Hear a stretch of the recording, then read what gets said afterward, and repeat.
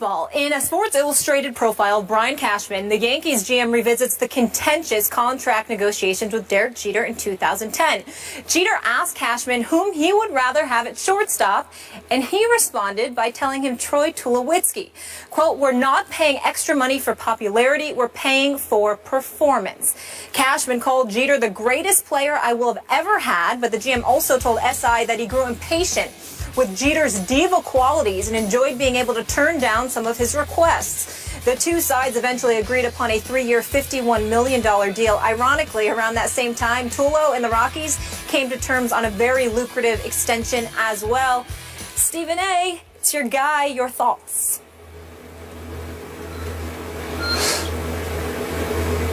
You know, I know this is 5 years ago, but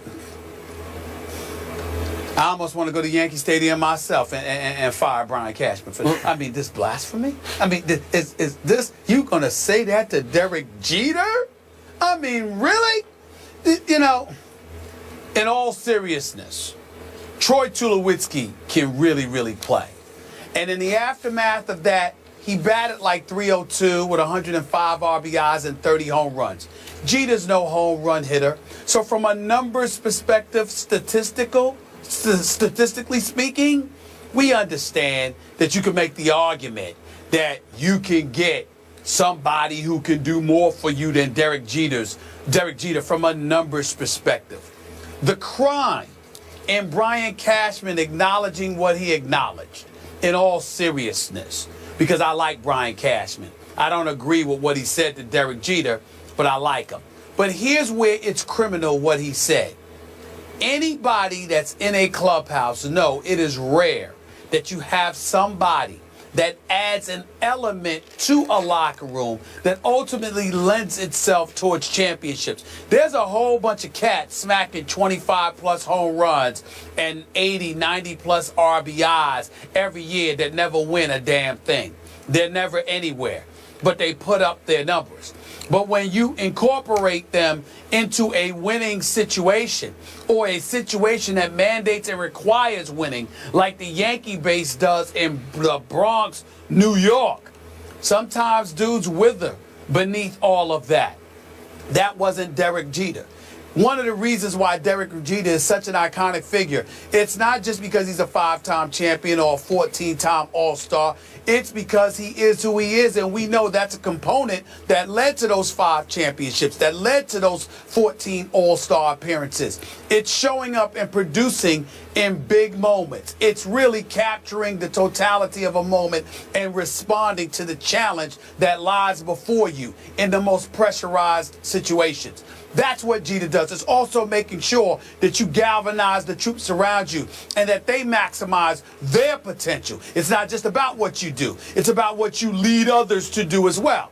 So if you're just looking at numbers, certainly Brian Cashman has a right to do that, particularly the way George Steinbrenner, God rest his soul, the former owner for the New York Yankees, used to just shatter their farm system and just spend money to get high-priced free agents and others to come to New York. The flip side is that you have to have the foresight, not just hindsight, but the foresight, not just to see what somebody has done, but what they're still capable of doing as you move into a different era. So I think it was just a negotiating position on the part of Cashman. They did ultimately reach an agreement. Cashman didn't want to be bullied by the popularity of a Derek Jeter. But in the end, let's be serious here. If you're just looking at numbers, there's a few people that you can put ahead of Derek Jeter, Skip. I won't deny that. But Derek Jeter was never measured by just numbers. He was measured by championships. He was measured by culture, what you established as a member of the New York Yankees. And when you consider the great tradition of this franchise and what it established, long before Derek Jeter arrived, he was one that assisted into bringing it into the new millennium because he was an individual that obviously, facilitated excellence. And for the most part, they achieved it. Okay, I hear everything you just said. I'm also going to take these Cashman quotes very seriously. No kidding here. All kidding aside.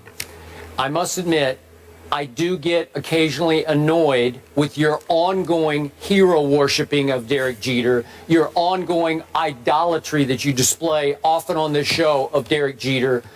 But come on, Derek Jeter was all-time great, especially when it really mattered in the postseason. What he did was just astonishing with the tools he had to work with. You want to talk about the all-time greatest overachiever because he didn't have the most this or that, didn't have the biggest arm or the most speed or the most power.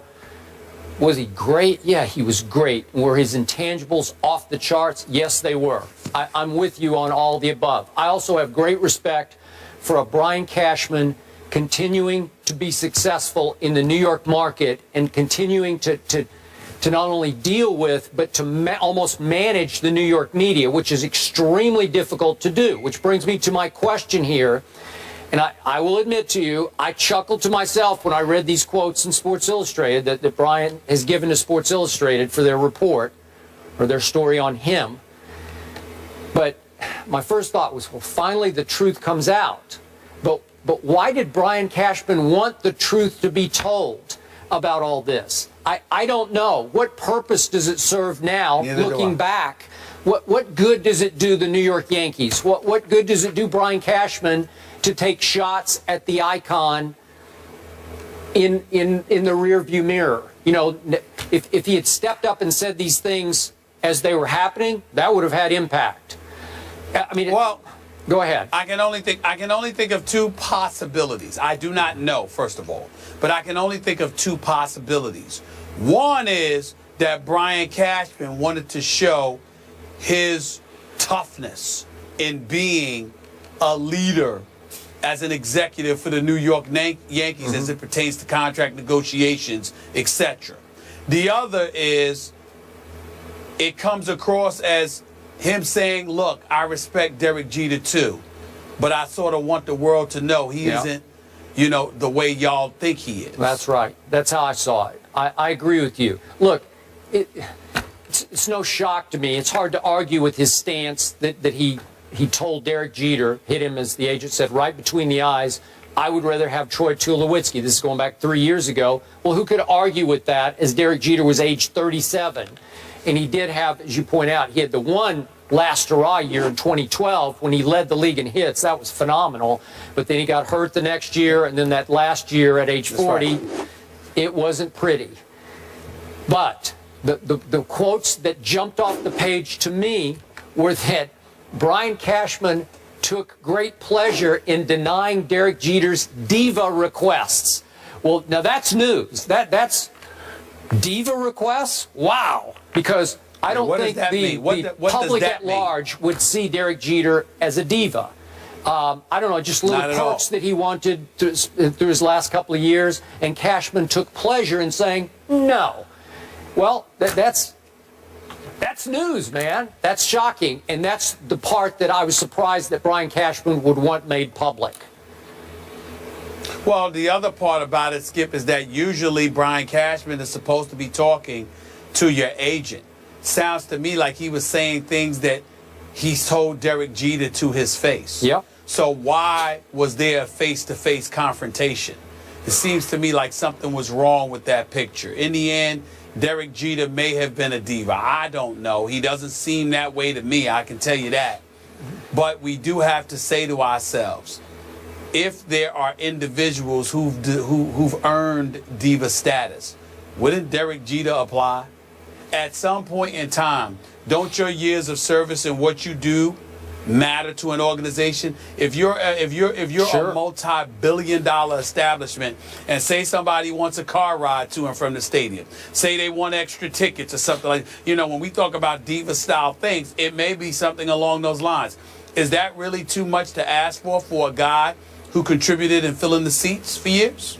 I don't think so. I don't know. I don't know much about diva behavior because I've never worked with a diva before. Oh, me either. Yeah, I don't know wouldn't any know. of them. Yeah. Neither would I. Jeter's still winning from the personal perspective because he's dating my girl, Hannah Davis. Shout out to the Virgin Islands. Also winning from that perspective is Tom Brady. It's coming down to the wire, shout out folks. to the Virgin Islands. St. Thomas. She's from St. Thomas. Okay. Yeah, so is my family. Should Brady just settle at this point? Megan's Bay, it's beautiful. We'll bring in one of his former teammates to discuss Damian Woody in just a bit.